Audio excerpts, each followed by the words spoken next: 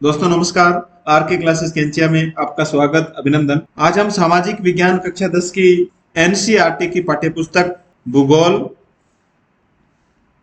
भूगोल की इस किताब में 7 चैप्टर है जो कक्षा 10 के विद्यार्थियों के साथ साथ प्रतियोगी परीक्षाओं की तैयारी करने वाले विद्यार्थियों के लिए कक्षा 6 से 10 तक की भूगोल की जो पाठ्य पुस्तक है उसके सभी वन लाइनर क्वेश्चन है वो एग्जाम विजन ऐप पर मैंने उपलब्ध करवा दिए हैं।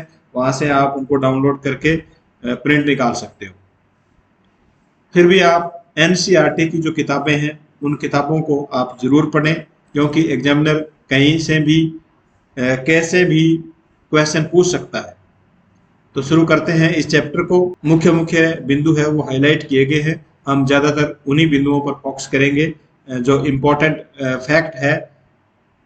तो शुरू करते हैं। आप वीडियो को लाइक और शेयर कर दीजिए। संसाधन एवं विकास। संसाधन हमारे पास बहुत है, लेकिन उनका विकास है वो हो रहा है या नहीं हो रहा है। अगर नहीं हो रहा है तो उनका विकास हमें कैसे करना है और कौन सी समस्याएं हैं जो इस विकास को, डेवलपमेंट को रोकती है। इन सब के बारे में हम इस चैप्टर में पढ़ेंगे। इसके भारत में क्या प्रयास किए गए हैं, राज्य स्तर पर क्या प्रयास किए गए हैं और अंतर्राष्ट्रीय स्तर पर क्या प्रयास किए गए हैं संसाधनों के विकास के लिए और समुचित और संतुलित इनके प्रयोग के लिए। तो सबसे पहले हम देखते हैं संसाधन क्या है। संसाधन क्या है? देखो, हमारे पर्यावरण में उपलब्ध प्रत्येक वस्तु जो हमारी आवश्यकताओं को पूरा करने में प्रयुक्त की जा सकती है और जिसको बनाने के लिए प्रौद्योगिकी यानी टेक्नोलॉजी उपलब्ध हो।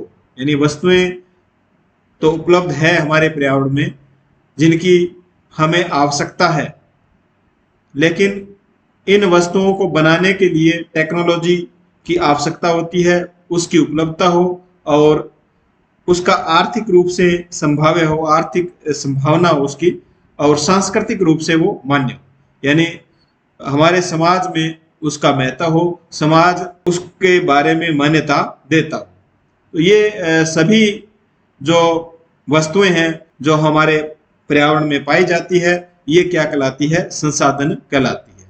इसकी शर्त ये है कि हमारी आवश्यकताओं को वो पूरा करती हो और उसको बनाने के लिए टेक्नोलॉजी उपलब्ध हो, आर्थिक रूप से वह संभाव्य हो और सांस्कृतिक रूप से यानी समाज में उस वस्तु को मान्यता प्राप्त हो।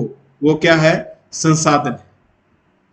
ये जो संसाधन है, जैसे प्रकृति है, प्रौद्योगिकी है, संस्थाएं हैं, इनमें आपस में या पारस्परिक क्रियाएं करके ये मानव के लिए उपयोगी बनाई जाती है।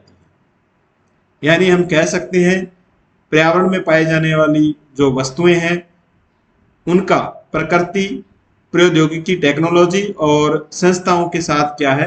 अंतर संबंध है। अब हम देखेंगे संसाधनों का वर्गीकरण कितने प्रकार में किया गया है। संसाधनों का जो वर्गीकरण किया गया है ये 4 प्रकार में किया गया। देखो कौन कौन से हैं। उत्पत्ति के आधार पर, जैव और अजैव, जिसमें जीव पाया जाता है और जिसमें जीव नहीं पाया जाता है। विस्तार रूप में हम इसको आगे पढ़ेंगे। समाप्यता के आधार पर, समाप्त होने के आधार पर, नवीनीकरण योग्य है जिसका हम नवीनीकरण कर सकते हैं और अनवीनीकरण योग्य जिसका हम नवीनीकरण नहीं कर सकते। एक बार समाप्त होने के बाद में हम इसका पुनः निर्माण नहीं कर सकते, तो वो है अनवीनीकरण। स्वामित्व के आधार पर जो भी संसाधन पाए जाते हैं उस पर किसका अधिकार है? व्यक्तिगत है कोई वस्तु, जैसे भूमि होती है, घर होता है, व्यक्तिगत है, या सामुदायिक, सामुदायिक जैसे सार्वजनिक कुआं है, अन्य सार्वजनिक विद्यालय है। इस प्रकार जो सामुदायिक है, राष्ट्रीय संपदा जिस पर राष्ट्र का अधिकार हो, और अंतर्राष्ट्रीय स्वामित्व के आधार पर इसको, ये जो संसाधन है इनका वर्गीकरण किया गया। विकास के स्तर के आधार पर, विकास की संभावना है कि नहीं है, विकसित भंडार है कि नहीं है, और संचित कोष यानी हम उसको भंडारित कर सकते हैं या नहीं कर सकते हैं। विकास के आधार पर भी संसाधनों का क्या किया गया है? वर्गीकरण किया गया है। तो 4 प्रकार से वर्गीकरण किया गया है। उत्पत्ति के आधार पर, समाप्यता के आधार पर, स्वामित्व के आधार पर और विकास के आधार पर। तो ये आपको चारों प्रकार है वो याद रखें। संसाधनों के प्रकार, उत्पत्ति के आधार पर, नंबर 1 क्या है, उत्पत्ति के आधार पर। इसको आगे 2 भागों में बांटा गया है, जैव संसाधन और अजैव संसाधन। जैव संसाधन कौन से हैं? इन संसाधनों की प्राप्ति जीव मंडल से होती है। जैव संसाधनों की प्राप्ति कहां से होती है? जीव मंडल से होती है और इनमें जीवन पाया जाता है। जैव संसाधन की प्राप्ति जीव मंडल से होती है, इनमें जीवन पाया जाता है। एग्जाम्पल पूछे तो मनुष्य, वनस्पति जात, प्राणी जात, मत्स्य जीवन, पशुधन, ये सब क्या है? जैव संसाधन है। अजैव संसाधन वे सारे संसाधन जो निर्जीव वस्तुओं से बने हैं, अजैव संसाधन कहलाते हैं। उदाहरण के लिए चट्टानें हैं, समस्त जितने भी धातु है वो क्या है? अजैव संसाधन। तो इनके एग्जाम्पल भी आपको याद रखने हैं, जैव संसाधन और अजैव संसाधन। ये प्रकार 1 था। अब दूसरा प्रकार है समाप्यता के आधार पर, यानी जो संसाधन है उनके समाप्यता के आधार पर उनको कितने भागों में वर्गीकृत किया गया है। तो ये भी 2 भागों में वर्गीकृत किया गया है। एक तो है देखो नवीकरण योग्य संसाधन। नवीकरण योग्य संसाधन, इसमें देखो वे संसाधन जिन्हें भौतिक, रासायनिक और यांत्रिक क्रियाओं द्वारा नवीकृत या पुनः उत्पन्न किया जा सकता है। ये भी याद रखना है, किनके द्वारा? भौतिक, रासायनिक और यांत्रिक प्रक्रियाओं के द्वारा नवीनीकृत किया जा सकता है। वो क्या है? नवीनीकरण योग्य संसाधन है। उन्हें नवीनीकरण योग्य अथवा पुण्य पूर्ति योग्य संसाधन कहा जाता है। कौन कौन से संसाधन है ये जो नवीनीकरण योग्य संसाधन है? ये आपको अच्छी तरह याद कर लेना है, जैसे सौर तथा पवन ऊर्जा, जल, वन, वन्य जीवन। इन संसाधनों को सतत अथवा प्रवाह संसाधनों में विभाजित किया जा सकता है। अब है अनवीनीकरण योग्य संसाधन, जिनका हम नवीनीकरण नहीं कर सकते। इन संसाधनों का विकास एक लंबे भूवैज्ञानिक अंतराल से होता है। ये जो अनवीनीकरण संसाधन है, इनका विकास, डेवलपमेंट है, वो एक लंबे भूवैज्ञानिक अंतराल के बाद में होता है। खनिज और जीवाश्म ईंधन इस प्रकार के संसाधनों के उदाहरण। खनिज और जीवाश्म ईंधन जैसे कोयला वगैरह है, इनका और खनिज है, इनका जो निर्माण है वो लाखों वर्ष बाद में होता है, लाखों वर्ष के अंतराल के समय के दौरान होता है। तो इनको हम आसानी से नवीनीकरण नहीं कर सकते। इनमें कुछ संसाधन देखो, जैसे धातुएं पुण्य चक्रीय है, यानी एक धातु को हम बार बार अनेक रूपों में इसको परिवर्तित कर सकते हैं, तो ये पुण्य चक्रीय हो गया। और कुछ संसाधन ऐसे हैं जिनका हम उपयोग करने के बाद में, प्रयोग करने के बाद में उसका दोबारा से उपयोग नहीं कर सकते। तो ये क्या है? जैसे जीवाश्म ईंधन अचक्रीय है, यानी एक बार के प्रयोग के साथ ही वो खत्म हो जाती है। जैसे कोयला, कोयले का एक बार प्रयोग होने के बाद में वो खत्म हो जाएगा, उसका पुनः हम दोबारा उपयोग इसका नहीं कर सकते। लेकिन धातु को हम एक बार यूज करने के बाद में उसका दोबारा यूज कर सकते हैं। तो इस प्रकार नवीनीकरण योग्य संसाधन और अनवीनीकरण योग्य संसाधन कौन कौन से हैं, ये आपको ध्यान रखना है। तीसरा जो इसका वर्गीकरण किया गया संसाधन का, वह किया गया स्वामित्व के आधार पर। जैसे व्यक्तिगत संसाधन, व्यक्तिगत संसाधन में जैसे निजी व्यक्तियों के स्वामित्व भी होते हैं। व्यक्तिगत संसाधन में संसाधन निजी व्यक्तियों के स्वामित्व में भी होते हैं। बहुत से किसानों के पास सरकार द्वारा आवंटित भूमि होती है, जिसके बदले में वे सरकार को लगान चुकाते हैं। गांव में बहुत से लोग भूमि के स्वामी होते हैं और बहुत से लोग हैं वो भूमिहीन भी होते हैं। शहरों में जैसे भूखंड है, घर है, जमीन जायदाद है, इनके लोग मालिक होते हैं। बाग, चारागाह, तालाब, कुआं, जल संसाधन आदि निजी स्वामित्व के भी उदाहरण हैं। दूसरा जो स्वामित्व के आधार पर विभाजन किया गया है वह है सामुदायिक स्वामित्व वाले संसाधन। सामुदायिक स्वामित्व वाले संसाधन वे संसाधन जो समुदाय के सभी सदस्यों को उपलब्ध होते हैं, जैसे गांव की शामिलात भूमि, चारण भूमि यानी चारागाह भूमि, शमशान भूमि, तालाब इत्यादि। ये क्या है? गांव के सभी लोगों के लिए इन पर सभी लोगों का स्वामित्व होता है। जैसे चारण भूमि है, शमशान भूमि है, तालाब है, ये सामुदायिक स्वामित्व वाले संसाधन कहलाते हैं। नेक्स्ट जो इसका विभाजन किया गया स्वामित्व के आधार पर, वो है राष्ट्रीय संसाधन, जिस पर राष्ट्र का अधिकार हो, देश का अधिकार। जैसे खनिज पदार्थ है, जल संसाधन है, वन है, वन्य जीवन है, इन पर क्या है, देश का ये राष्ट्रीय संसाधन कहलाए।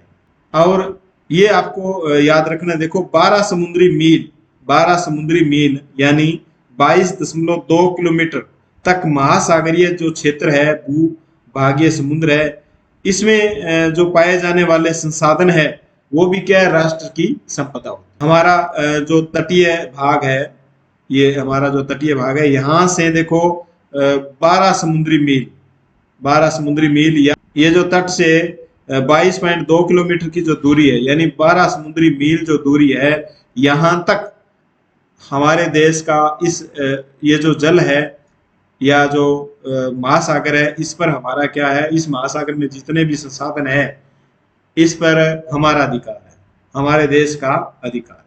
तो ये होगी कौन सी, राष्ट्रीय संपदा होगी।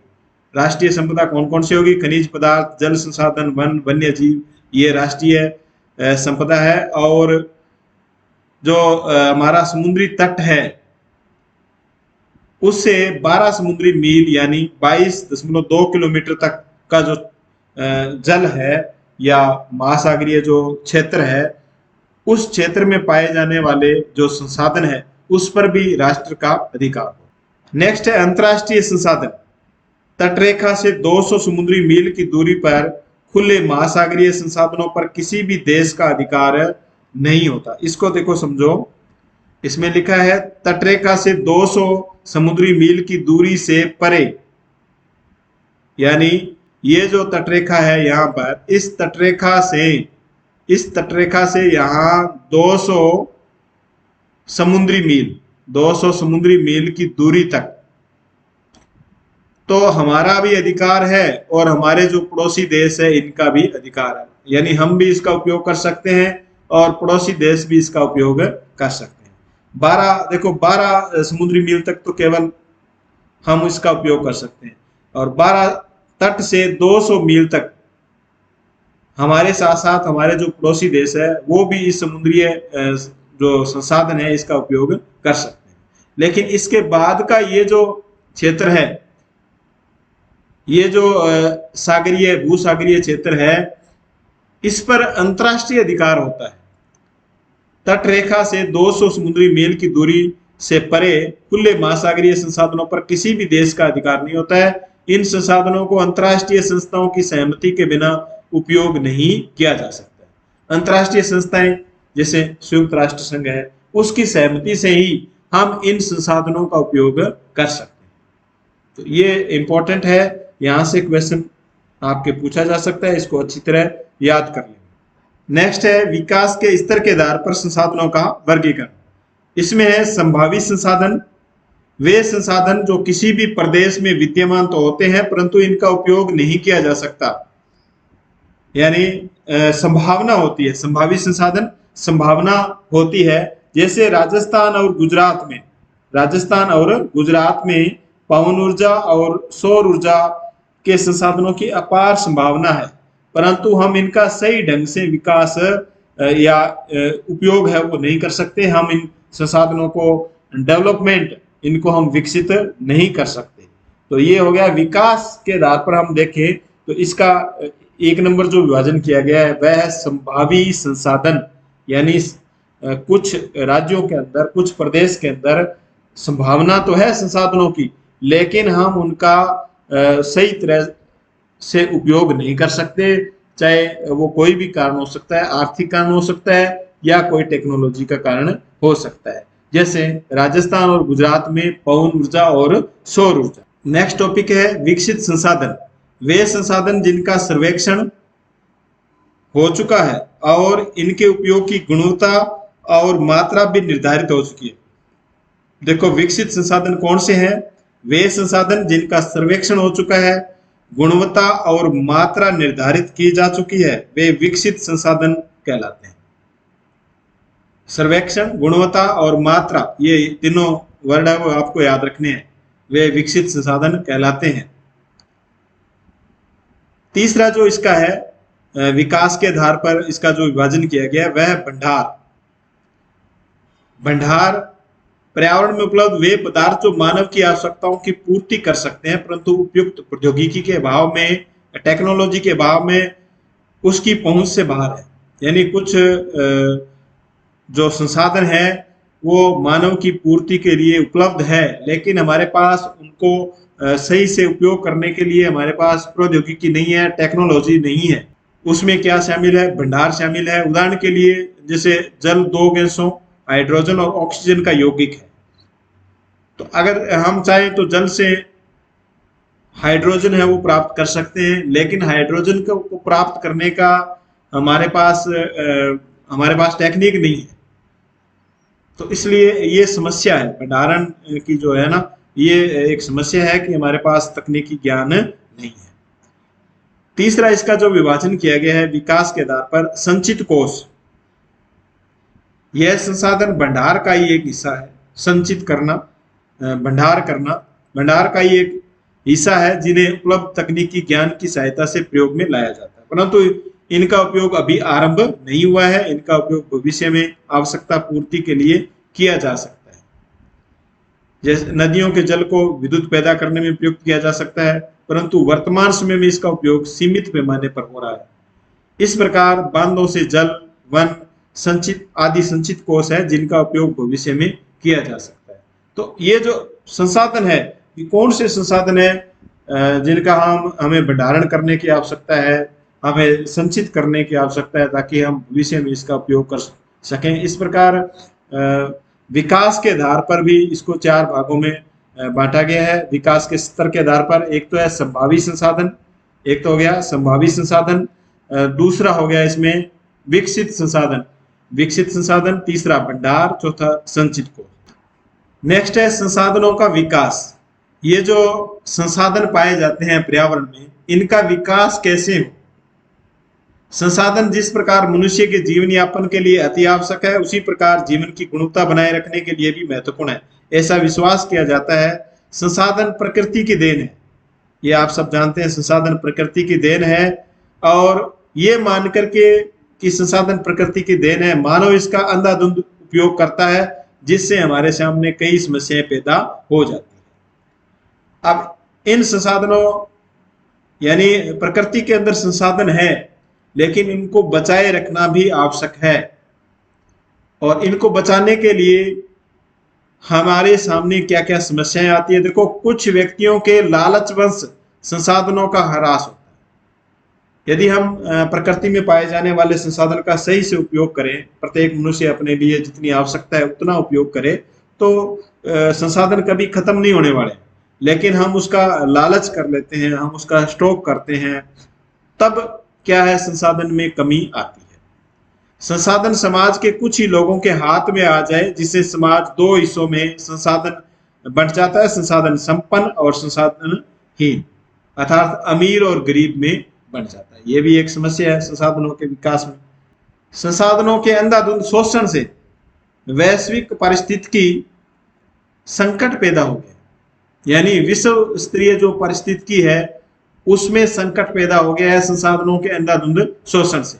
जैसे भूमंडलीय तापन, ग्लोबल वार्मिंग, ओजोन परत का अवक्षय और पर्यावरण प्रदूषण, भूमि का निम्नीकरण, ये समस्याएं वैश्विक स्तर पर आ चुकी है, किससे? संसाधनों के अंधाधुंध शोषण के कारण। नेक्स्ट है सतत एवं पोषणीय विकास। ये सतत एवं पोषणीय विकास क्या है? देखो, सतत पोषणीय आर्थिक विकास का अर्थ है कि विकास पर्यावरण को बिना नुकसान पहुंचाए हो, पर्यावरण को बिना नुकसान पहुंचाए हो, और वर्तमान विकास की प्रक्रिया भविष्य की पीढ़ियों की आवश्यकता की अवहेलना न करे। यानी वर्तमान कोई भी हम विकास करना चाहते हैं तो ऐसे नहीं है भी वर्तमान में ही विकास हो, भविष्य की आने वाली पीढ़ी है वो उससे वंचित रह जाए। तो वर्तमान विकास की प्रक्रिया भविष्य की पीढ़ियों की आवश्यकता की अवहेलना न करे। पर्यावरण को बिना नुकसान पहुंचाए हमें विकास करना है। इसको बोलते हैं सतत पोषणीय विकास, पर्यावरण को बिना नुकसान पहुंचाए विकास करना और आने वाली पीढ़ी की आवश्यकताओं को ध्यान में रख करके विकास करना, ये क्या कहलाता है? सतत पोषणीय विकास कहलाता है।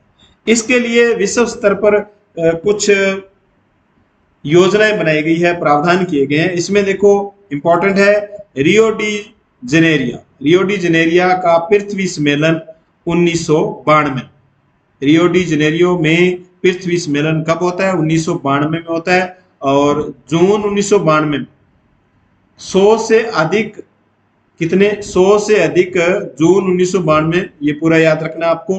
100 से अधिक राष्ट्र अध्यक्ष ब्राजील के शहर, ये ब्राजील का शहर है रियो डी जेनेरियो, यहां पर प्रथम अंतरराष्ट्रीय पृथ्वी सम्मेलन का आयोजन किया गया। तो ये पूरा फैक्ट है वो आपको अच्छी तरह से याद करना है। सम्मेलन का आयोजन विश्व स्तर पर उभरते पर्यावरण संरक्षण और सामाजिक आर्थिक विकास की समस्याओं को हल ढूंढने के लिए किया गया। विश्व स्तर पर जो पर्यावरण संरक्षण करना है या जो पर्यावरणीय समस्याएं पैदा हो रही है उनके निराकरण के लिए और सामाजिक आर्थिक विकास की जो समस्याएं उत्पन्न हो रही है उनका हल ढूंढने के लिए इस सम्मेलन का आयोजन किया गया। इस सम्मेलन में एकत्रित नेताओं ने भूमंडलीय जलवायु परिवर्तन और जैविक विविधता पर एक घोषणा पत्र पर हस्ताक्षर किया। रियो सम्मेलन में भूमंडलीय वन सिद्धांत पर सहमति जताई गई। 21वीं शताब्दी में सतत पोषणीय विकास के लिए एजेंडा 21 को स्वीकृति दी गई। यानी पूरी 21वीं जो शताब्दी, वर्तमान में जो 21वीं शताब्दी चल रही है, इस शताब्दी के अंदर एजेंडा 21 को स्वीकृति प्रदान की गई। एजेंडा 21 क्या है? देखो, यह एक घोषणा है जिसमें 1992 में ब्राजील शहर के रियो डी जेनेरिया में संयुक्त राष्ट्र पर्यावरण एवं विकास सम्मेलन, संयुक्त राष्ट्र पर्यावरण एवं विकास सम्मेलन यानी United Nations conference environment development, ये पूरा आपको याद रखना है, इसकी फुल फॉर्म याद करना है आपको। United Nations conference environment development, इसके तत्वाधान में यूएनसीडी यानी United nation conference environment development की अध्यक्षता में या तत्वाधान में, या हिंदी में हम इसको कहेंगे संयुक्त राष्ट्र पर्यावरण और विकास सम्मेलन के तत्वाधान में राष्ट्राध्यक्षों द्वारा ये स्वीकृत किया गया। ये जो सम्मेलन एजेंडा 21 है, ये इन राष्ट्र के जो सदस्य है इसको एजेंडा 21 को स्वीकृत किया गया। इसका उद्देश्य क्या था? एजेंडा 21 का उद्देश्य याद रखना है, भूमंडलीय सतत पोषणीय विकास हासिल करना। भूमंडलीय सतत पोषणीय विकास, अब सतत पोषणीय विकास क्या है ये हमने पढ़ा ही है। सतत बिना कोई नुकसान पहुंचाए और आने वाली पीढ़ी के विकास की अवहेलना किए बिना जो हमें विकास करना है उसको हम सतत पोषणीय विकास कहेंगे। यह एक कार्य सूची है। एजेंडा 21 क्या है? ये कार्य सूची है जिसका उद्देश्य समान हितों, पारस्परिक आवश्यकताओं, सम्मिलित जिम्मेदारियों के अनुसार विश्व सहयोग के द्वारा पर्यावरणीय, देखो इसमें भी 3 बातें कही गई है एजेंडा 21 में। पर्यावरणीय क्षति, ये याद रखना है। देखो एजेंडा 21 में पर्यावरणीय क्षति, गरीबी और रोगों से निपटना है। एजेंडा 21 का जो मुख्य 3 उद्देश्य है, एक तो है पर्यावरणीय क्षति, और दूसरा है गरीबी, और तीसरा है रोगों से निपटना। ये इस एजेंडे का मुख्य उद्देश्य है। नेक्स्ट है संसाधन नियोजन। संसाधन का नियोजन का मतलब प्लानिंग। ये जो संसाधन पाए जाते हैं हमारे पर्यावरण में, इनकी हम प्लानिंग कैसे करें, इनका नियोजन हम कैसे करें ताकि सही तरीके से, समुचित रूप से हम इसका, संतुलित रूप से हम इसका उपयोग कर पाए। जैसे मान लो कुछ जो संसाधन है उनकी कुछ राज्यों में क्या है, प्रचुरता है, और कुछ राज्यों में उनकी कमी है। कुछ संसाधन है वो कुछ राज्यों में ज्यादा है और कुछ संसाधन है वो कुछ राज्यों में कम है।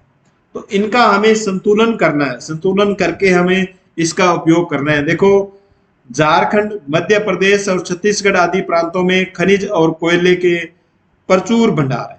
झारखंड, मध्य प्रदेश और छत्तीसगढ़, यहाँ पर खनिज और कोयले के प्रचुर भंडार है। अरुणाचल प्रदेश में जल संसाधन के प्रचुर भंडार है। वहां पर ये खनिज वगैरह, कोयला वगैरह नहीं पाया जाता है अरुणाचल प्रदेश में। यहाँ किसका भंडार है? जल संसाधन का, अरुणाचल प्रदेश। राजस्थान में पवन और सौर ऊर्जा संसाधन की उपलब्धता है या बहुतायतता है। यहाँ पर हमारे जल संसाधन की कमी है। तो इस प्रकार जिन राज्यों में अधिकता है और जिन राज्यों में कमी है, उनका आपस में संतुलित करके, सामंजस्य करके इनका एक प्लानिंग के द्वारा इनका उपयोग करना, सही तरीके से उपयोग करना, ताकि प्रत्येक वस्तु प्रत्येक व्यक्ति तक पहुंच सके। राष्ट्रीय, प्रांतीय और प्रादेशिक और स्थानीय स्तर पर संतुलित संसाधन नियोजन की आवश्यकता है। संसाधनों का नियोजन करना, जैसे राष्ट्रीय स्तर पर, प्रांतीय स्तर पर, प्रादेशिक स्तर पर और स्थानीय स्तर पर संतुलित एक प्लानिंग बना करके इन संसाधनों का उपयोग करना है, वो आज की क्या है, एक आवश्यकता है। नेक्स्ट है भारत में संसाधन का नियोजन। भारत में संसाधन का नियोजन कैसे करते हैं? संसाधन नियोजन एक जटिल प्रक्रिया है। संसाधन की प्लानिंग एक जटिल प्रक्रिया है। इसके निम्नलिखित सोपान है। देखो, नंबर 1 देखो, देश के विभिन्न प्रदेशों में संसाधनों की पहचान कर उनकी तालिका बनाना। इस कार्य में क्षेत्रीय सर्वेक्षण, मानचित्र बनाना, संसाधनों का गुणात्मक और मात्रात्मक अनुमान लगाना और मापन करना है। ये एक प्लानिंग है। यानी देश के जो विभिन्न प्रदेश है उनमें पाए जाने वाले संसाधन है, चाहे वो खनिज है, चाहे वो जल संसाधन है, इन संसाधनों का पता लगा करके उसकी एक हमें तालिका बनानी चाहिए और क्षेत्रीय सर्वेक्षण करना चाहिए, मानचित्र भी बनाना चाहिए, नक्शा बनाना चाहिए, संसाधनों की गुणवत्ता और मात्रा का भी हमें अनुमान उसमें लिखना चाहिए और उसका मापन भी करना चाहिए। दूसरा जो है, इसमें संसाधन विकास योजनाएं लागू करने के लिए उपयुक्त प्रौद्योगिकी, टेक्नोलॉजी, कौशल और संस्थागत नियोजन ढांचा तैयार करना चाहिए। इसके भारत में हमें क्या करना है? हमें प्रौद्योगिकी और कौशल है, संस्थागत नियोजन है, इसका ढांचा भी हमें तैयार करने की आवश्यकता है। तीसरा इसमें देखो मुख्य बिंदु है संसाधन विकास योजनाओं, संसाधन विकास योजना और राष्ट्रीय विकास योजना में समन्वय स्थापित करना। यानी राष्ट्र के विकास की जितनी जो योजनाएं हैं उनमें, जैसे सड़क बना रहे हैं, ये सड़क बनाना, रेलवे लाइन बिछाना, ये सब क्या है? राष्ट्रीय विकास के कार्य है। उनमें और संसाधन विकास की जो योजनाएं हैं उनमें समन्वय स्थापित कर, तब जाकर के भारत में संसाधनों का नियोजन किया जा सकता है। तो 3 प्रक्रियाएं हैं संसाधन की, नंबर 1, 2 और 3। नेक्स्ट है उपनिवेशन का इतिहास। उपनिवेशन का इतिहास यानी हमारे यहाँ पर अंग्रेज आए थे। अंग्रेज क्यों आए? उनको पता था कि यहाँ पर संसाधन खूब है, संसाधन खूब है, लेकिन भारतीयों के पास टेक्नोलॉजी नहीं है, तकनीक नहीं है कि वो इसका सही से इस्तेमाल कर सके और आर्थिक इसका लाभ प्राप्त कर सके, आर्थिक और सामाजिक इसका लाभ प्राप्त कर सके। तब अंग्रेजों ने यहाँ पर अपनी कॉलोनियां है वो स्थापित। उपनिवेशकारी देशों ने बेहतर प्रौद्योगिकी के सारे उपनिवेशों के संसाधनों का शोषण किया और उन पर अपना आधिपत्य स्थापित किया। उपनिवेशकारी जो देश थे वो भारत में आए और अपनी टेक्नोलॉजी के सहारे उन्होंने यहाँ के संसाधनों का क्या किया? शोषण किया और बाद में धीरे धीरे उन पर क्या कर लिया? आधिपत्य, अधिकार स्थापित कर। तो ये उपनिवेश के कारण जिन संसाधनों का हम उपयोग नहीं कर पा रहे थे, तो वो ये जो संसाधन है इन्होंने उपनिवेशकारी यानी जो आक्रमणकारी देश है उनको भी आक्रमण करने के लिए प्रोत्साहित किया। नेक्स्ट है संसाधनों का संरक्षण। अब ये जो संसाधन है इनका हम संरक्षण कैसे करें? संसाधन किसी भी तरह के विकास में महत्वपूर्ण भूमिका निभाते हैं, परंतु संसाधनों का विवेकहीन उपयोग और अति उपयोग के कारण सामाजिक, आर्थिक और पर्यावरणीय समस्याएं पैदा हो चुकी है। यानी जो संसाधन है इनका विवेकहीन उपयोग किया जाता है, जिसके कारण सामाजिक, आर्थिक और पर्यावरणीय समस्याएं, 3 समस्याएं पैदा हो जाती है। सामाजिक समस्याएं, आर्थिक समस्याएं और पर्यावरणीय समस्याएं पैदा हो जाती है। इन समस्याओं से बचाव के लिए हमें इन संसाधनों का संरक्षण करना आवश्यक है। गांधी जी ने इन संसाधनों के संरक्षण के बारे में चिंता व्यक्त करते हुए कहा है कि हमारे पास हर व्यक्ति की आवश्यकता पूर्ति के लिए बहुत कुछ है। गांधी जी कहते हैं कि हमारे पास प्रत्येक व्यक्ति की आवश्यकता पूर्ति के लिए बहुत कुछ है, लेकिन किसी लालच की संतुष्टि के लिए नहीं। अर्थात हमारे पास पेट भरने के लिए बहुत कुछ है, लेकिन पेटी भरने के लिए नहीं है।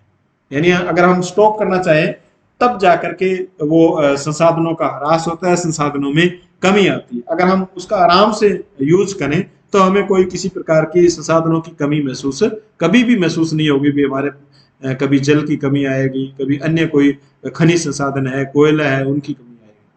लेकिन यदि हम लालच करेंगे, उनका स्टॉक करेंगे, तो इसमें समस्या वो आएगी। ये बात किसने कही है? ये महात्मा गांधी जी ने कही है, और ये आपको याद रखना है, महात्मा गांधी जी का ये कथन है।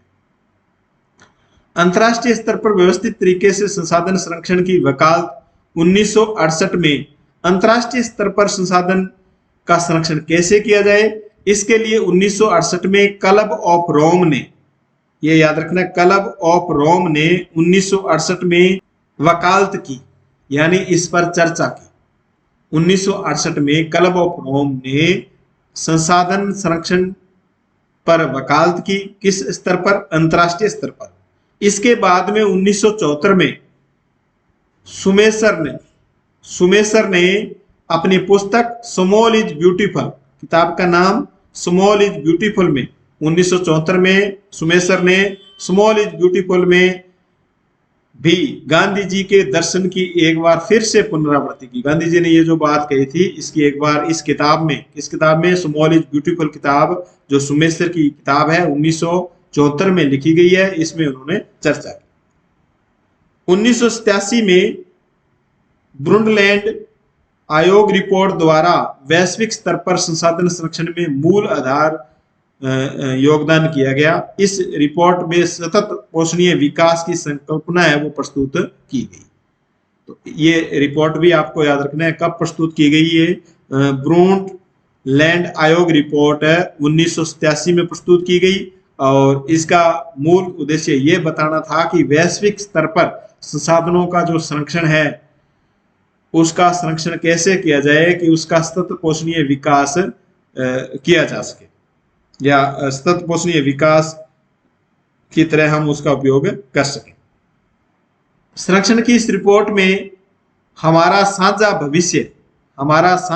भविष्य आवर कॉमन फ्यूचर शीर्षक से पुस्तक के रूप में प्रकाशित हुई। ये जो रिपोर्ट प्रस्तुत की गई थी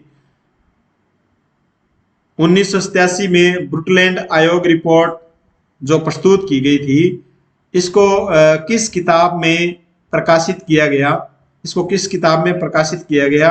हमारा साझा भविष्य, आवर कॉमन फ्यूचर, ये याद रखना है, हमारा साझा भविष्य पुस्तक में प्रकाशित किया गया। इस संदर्भ में एक और महत्वपूर्ण योगदान रियो डी जनेरिया ब्राजील में जो पृथ्वी सम्मेलन किया गया, इसका भी इसमें योगदान रहा। यानी जो संसाधन संरक्षण है उसका वैश्विक स्तर पर ये प्रयास किए गए। तो आपको वैश्विक स्तर पर जो प्रयास किए गए हैं इनको अच्छी तरह से याद करना है। नेक्स्ट है भू संसाधन, यानी पृथ्वी जो है, इस संसाधन की बात हम कर रहे हैं, भू संसाधन। हम भूमि पर रहते हैं, इसी पर अनेकों आर्थिक क्रियाकलाप भी हम करते हैं और इसका विभिन्न रूपों में उपयोग भी करते हैं। भूमि एक महत्वपूर्ण प्राकृतिक संसाधन है। प्राकृतिक वनस्पति, वन्य जीव, मानव जीवन, यहाँ पर आर्थिक क्रियाएं होती है, परिवहन है, संचार व्यवस्थाएं होती है, ये सब भूमि पर आधारित है। भूमि एक सीमित संसाधन है। इसके लिए उपलब्ध भूमि का विभिन्न उद्देश्यों के लिए उपयोग सावधानी और योजनाबद्ध तरीके से होना चाहिए। भूमि जो है ये भी एक सीमित संसाधन है, इसलिए इसका हम जब भी उपयोग करें तो योजनाबद्ध तरीके से हमें इसका उपयोग, भूमि का उपयोग करना चाहिए। अब देखो, भारत में विभिन्न प्रकार की भू आकृतियां पाई जाती है। भारत में विभिन्न प्रकार की भू आकृतियां पाई जाती है, जैसे पर्वत है, पठार है, मैदान है, द्वीप है। लगभग 43% भू क्षेत्र मैदान है, ये याद रखना है, 43% भू क्षेत्र मैदान है। और जो क्या काम आता है मैदान? कृषि और उद्योग के विकास के लिए काम आता है। 43% भू क्षेत्र मैदान है। पर्वत पूरे भू क्षेत्र के 30% भाग पर पर्वत फैला हुआ है। वे कुछ बारहमासी नदियों के प्रवाह को सुनिश्चित करते हैं और पर्यटन का विकास भी यहाँ होता है पर्वतों की वजह से। और 27% जो हिस्सा है वह पठारी क्षेत्र का है। 43% भू क्षेत्र मैदान है और 30% क्या है? पर्वत है। और पठारी क्षेत्र कितना है? 27%। तीनों के आपको प्रतिशत है वो याद रखने।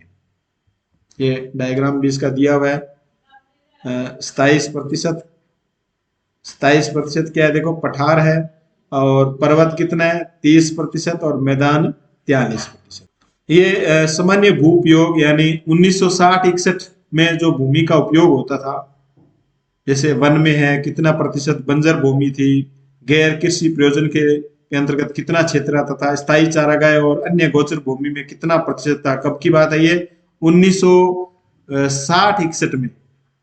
और उसके बाद में 2014-15 में भूमि का जो उपयोग होता था वो कितना कितना किस भाग में होता था। जैसे कृषि योग्य बंजर भूमि कितनी थी, शुद्ध निवल बोया गया क्षेत्र कितना, ये वेरी इंपॉर्टेंट है। शुद्ध बोया गया क्षेत्र कितना था? 45.5%।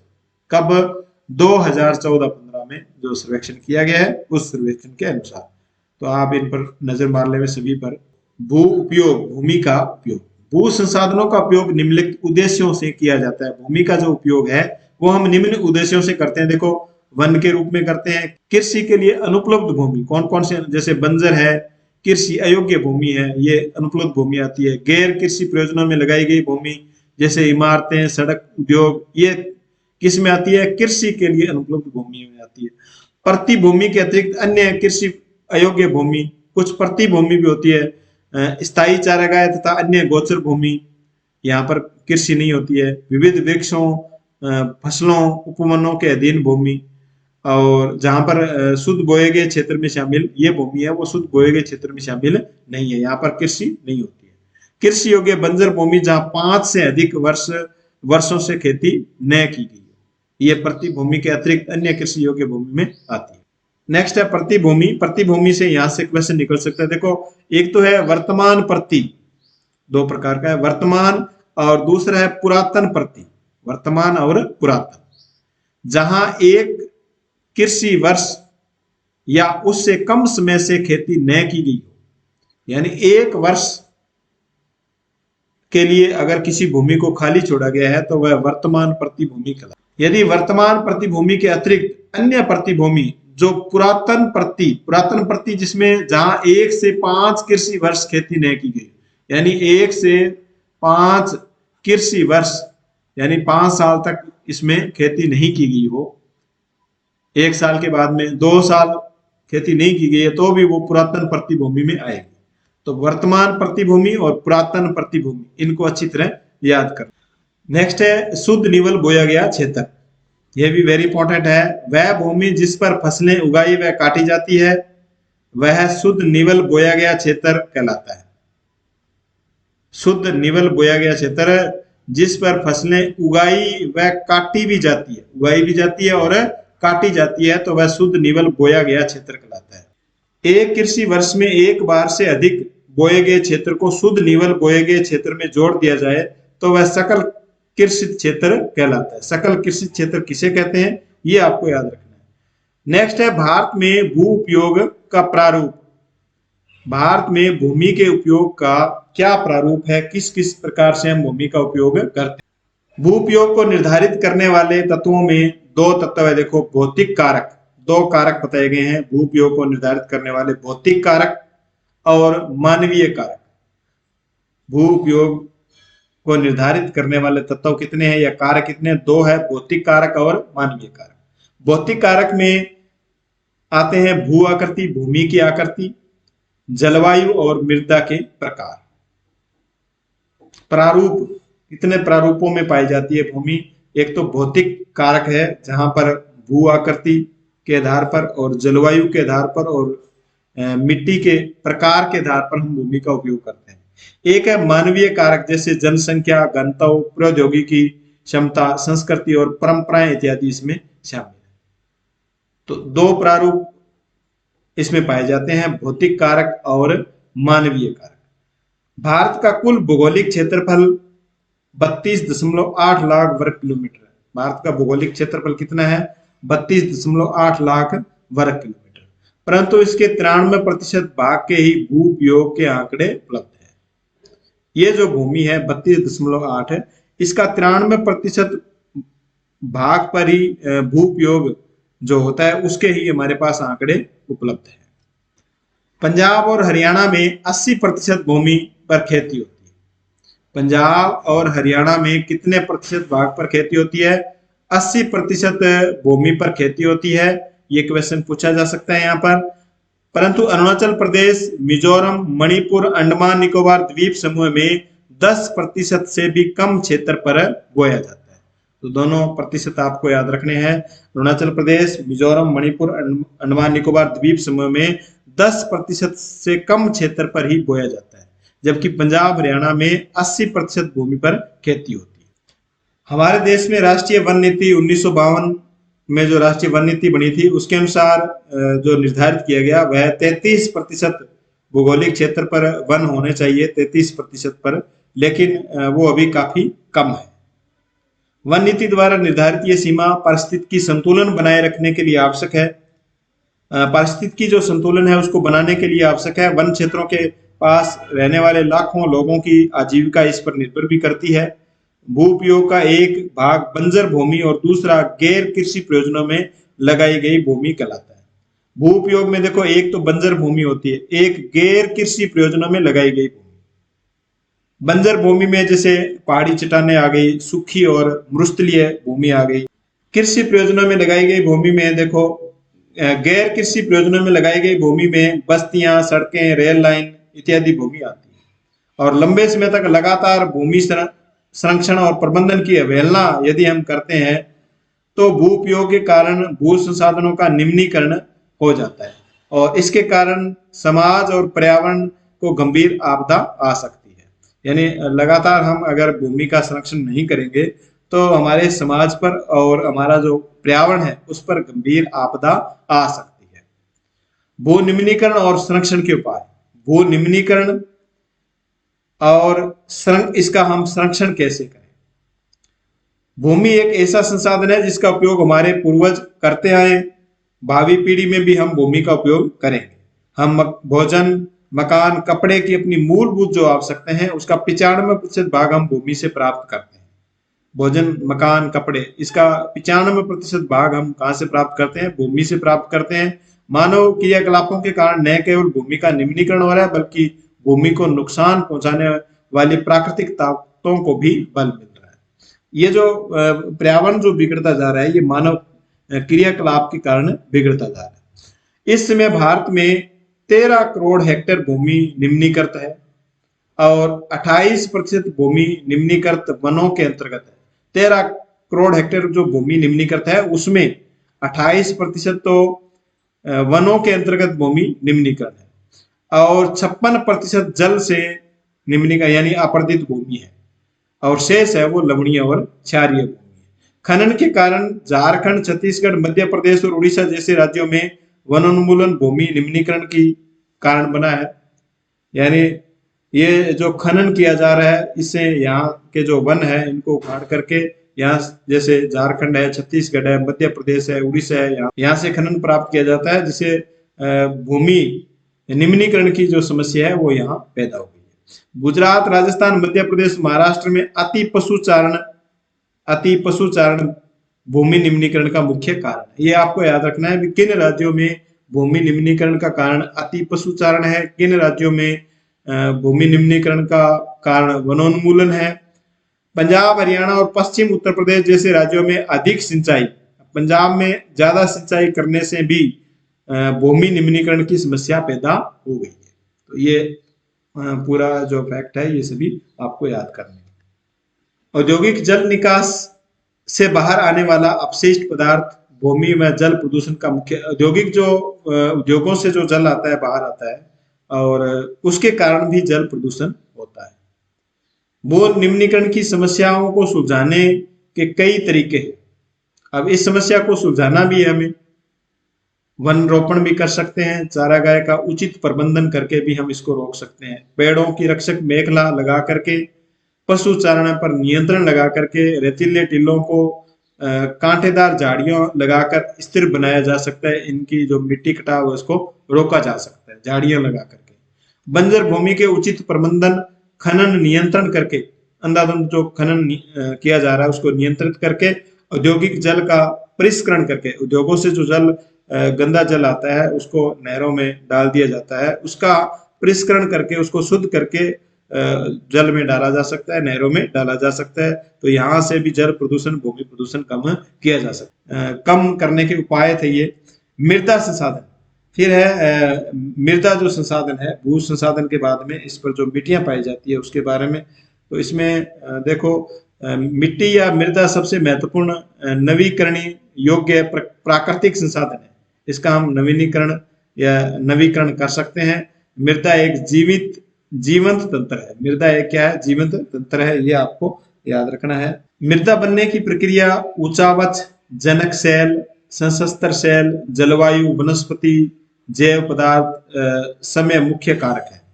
यानी मिट्टी को बनने में देखो कितना समय लगता है, लाखों वर्ष लग जाते हैं। और इसको बनने के लिए ऊंचावच यानी तापमान, जनक शैल है, जलवायु है, जैव पदार्थ है, ये सब इन सब के कारण मिट्टी का निर्माण होता है।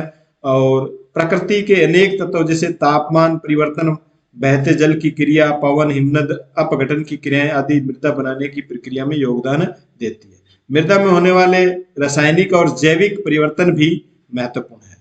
मृदा बनने की प्रक्रिया को निर्धारित करने वाले तत्वों में रंग है, गहराई, गठन, आयु व रासायनिक और भौतिक गुणों के आधार पर भारत की मृदाओं को निम्नलिखित प्रकार से बांटा गया। अब भारत में जो मृदाएं पाई जाती है, मिट्टी पाई जाती है, उसको रंग, गहराई, गठन, आयु, रासायनिक परिवर्तन, भौतिक गुण के आधार पर निम्न प्रकार से इनका वर्गीकरण किया गया है। ये वर्गीकरण भी आपको याद रखना है। तो देखिए, वर्गीकरण में सबसे पहले है जलोढ़ मृदा। ये संपूर्ण उत्तरी मैदान में पाई जाती है, जलोढ़ मृदा है वो। और सिंधु, गंगा और ब्रह्मपुत्र की जो नदियों द्वारा उत्तरी मैदान बनाया जाता है, यहाँ पर ये जलोढ़ मृदा पाई जाती है। और पूर्वी तटीय मैदान में भी, विशेषकर महानदी, कावेरी, कृष्णा, इन नदियों के डेल्टे में भी ये जलोढ़ मृदा पाई जाती है। जलोढ़ मृदा में रेत, सिल्ट और मृत्तिका के विभिन्न अनुपात पाए जाते हैं। पर्वतों की तलहटी पर बने मैदान, पर्वतों की जो तलहटी है उसमें बने मैदान, जिसे दवार या चौक क्षेत्र कहते हैं, ये याद रखना है। चौक किसे कहते हैं? पर्वतों की तलहटी में जो मैदान बने हैं, द्वार बने हैं, उनको चौ क्षेत्र कहते हैं। ये यहाँ पूछा जा सकता है क्वेश्चन। आयु के आधार पर दो प्रकार की होती है। देखो, पुराना जलोढ़ यानी जिसे बांगर कहते हैं, और नया जलोढ़ जिसे खादर कहते हैं। बांगर मृदा में कंकर ग्रंथियों की मात्रा ज्यादा होती है। बांगर जो मृदा है उसमें, यानी पुरानी जो मृदा है उसमें कंकर ग्रंथियों की मात्रा ज्यादा होती है। खादर मृदा में बांगर मृदा की तुलना में ज्यादा महीन कण पाए जाते हैं। और ये जो नई जलोढ़ मिट्टी है, खादर जो मिट्टी है, इसमें मिट्टी के जो कण है वो क्या आएंगे? महीन होंगे, बारीक होंगे। ये दोनों की परिभाषा भी आपको याद रखना है। और आयु के आधार पर जलोढ़ मृदा को दो प्रकार में विभाजित किया गया है। इसमें पोटास, फास्फोरस और चूनायुक्त चूना पाया जाता है। यहाँ पर गन्ने, चावल और गेहूं की फसल होती है। जनसंख्या घनत्व भी यहाँ का जलोढ़ मृदा में जो उत्तरी जो क्षेत्र में पाई जाती है, यहाँ पर जनसंख्या भी अधिक पाई जाती है। नेक्स्ट है काली मृदा। इसको रेगर मृदाएं भी कहते हैं। ये कपास के लिए महत्वपूर्ण है। इसको काली कपास मृदा के नाम से भी जाना जाता है। दक्कन के पठार में, दक्कन का जो पठारी क्षेत्र है उसके उत्तर पश्चिमी भाग में ये पाई जाती है। ये लावा और जनक शैलों से बनी होती है। ये महाराष्ट्र, सौराष्ट्र, मालवा और मध्य प्रदेश और छत्तीसगढ़ के पठारों में पाई जाती है। इन क्षेत्रों को भी आपको याद रखना है, इनमें पाई जाती है। ये नमी धारण करने की क्षमता बहुत होती है। काली मिट्टी में या काली मृदा में नमी धारण करने की क्षमता अधिक होती है। इसमें कैल्शियम कार्बोनेट, मैग्नीशियम, पोटास और चूने आदि पौष्टिक तत्व पाए जाते हैं, लेकिन फास्फोरस की मात्रा कम होती है। फास्फोरस की मात्रा इसमें क्या होती है, कम होती है। फिर है लाल और पीली मृदा। लाल और पीली मृदा। लाल मृदा दक्कन के पठार के पूर्वी और दक्षिणी हिस्सों में पाई जाती है। रवेदार आग्नेय चट्टानों पर कम वर्षा वाले भागों में विकसित हुई है। लाल और पीली मृदाएं ओडिशा में, लाल और पीली मृदा कहाँ है, ओडिशा में, छत्तीसगढ़ और मध्य गंगा के मैदान में पाई जाती है। लेटेराइट मृदा। लेटेराइट शब्द ग्रीक भाषा, ये क्वेश्चन पूछा जाता है, लेटेराइट शब्द ग्रीक भाषा के शब्द लेटर से बना है जिसका अर्थ है ईंट। लेटेराइट मृदा का निर्माण देखो कैसे होता है, इसका उष्ण कटिबंधीय तथा उपोष्ण कटिबंधीय जलवायु के द्वारा या जलवायु वाले क्षेत्र में इसका निर्माण होता है। किसका, लेटेराइट मृदा। भारी वर्षा से अत्यधिक निक्षालन का परिणाम है। लेटेराइट मृदा अधिकतर गहरी तथा अम्लीय। इसका पीएच मान याद करना, लेटेराइट मृदा का जो पीएच मान है वो कितना है, 6.0। लेटेराइट मृदा में ह्यूमस की मात्रा कम पाई जाती है। ये मृदा है वो कर्नाटक, केरल, तमिलनाडु में चाय और कॉफी के लिए अति उत्तम है। यानी लेटेराइट मृदा में कर्नाटक, केरल और तमिलनाडु में चाय और कॉफी उगाई जाती है। तमिलनाडु, आंध्र प्रदेश और केरल, तमिलनाडु, आंध्र प्रदेश और केरल की लाल लेटेराइट मृदा काजू की फसल के लिए अधिक उपयुक्त है। तमिलनाडु, आंध्र प्रदेश और केरल में जो लाल लेटेराइट मृदा पाई जाती है वो किसके लिए है, काजू के लिए अधिक उपयोगी है। नेक्स्ट है मृस्थली मृदा। मृस्थली मृदा है वो, इसका रंग लाल और भूरा होता है और यहाँ से जल वाष्पीकृत करके खाने का नमक बनाया जाता है। इसमें शुष्क जलवायु और उच्च तापमान यहाँ पर पाया जाता है जिसके कारण जलवाष्पन दर अधिक होती है। देखो मृस्थली क्वेश्चन यहाँ से पूछा जा सकता है, जलवाष्पन दर किस मिट्टी में अधिक होती है, मृस्थली मिट्टी में या मृस्थली मृदा। नीचे की परतों में चूने के कंकर की सतह पाई जाती है। इसके कारण मृदा में अंतः संपीड़न अवरुद्ध हो जाता है और इस मृदा को सही तरीके से सिंचित करके कृषि योग्य बनाया जा सकता है, जैसा कि पश्चिमी राजस्थान में हो रहा है। वन मृदा ये पहाड़ी और पर्वतीय क्षेत्रों में पाई जाती है, ह्यूमस रहित होती है, ह्यूमस रहित होती है ये। नेक्स्ट है मृदा अपरदन और उसका संरक्षण। मृदा अपरदन का हम संरक्षण कैसे करें, मृदा के कटाव और उसके बहाव की प्रक्रिया को मृदा अपरदन कहा जाता है। मानवीय क्रियाओं जैसे वनोन्मूलन, अति पशुचारण, निर्माण कार्य, खनन आदि से कई प्रकार से ये संतुलन है वो भंग होता है, मृदा का अपरदन है वो होता है। ऐसी भूमि जो जोतने योग्य नहीं रहती है इसे उत्खात भूमि या बैडलैंड कहते हैं।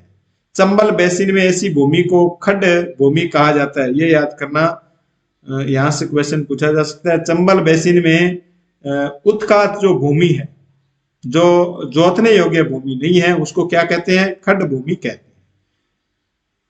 क्षेत्र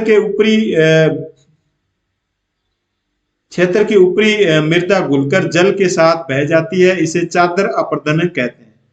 जो ऊपरी मृदा होती है ये जल के साथ बह जाती है तो इसको क्या कहेंगे, चादर अपरदन कहेंगे। और पवन द्वारा मिट्टी जो उड़ जाती है उसको पवन अपरदन कहेंगे। ढाल वाली भूमि पर समोच्च रेखाओं के समांतर हल चलाने से ढाल के साथ जल बहाव की गति घटती है। ढाल वाली जो भूमि है उसमें समोच्च जो रेखाएं हैं उसके समांतर हल चलाने से जल बहाव की गति है वो घटती है, समोच्च जुताई इसे कहा जाता है।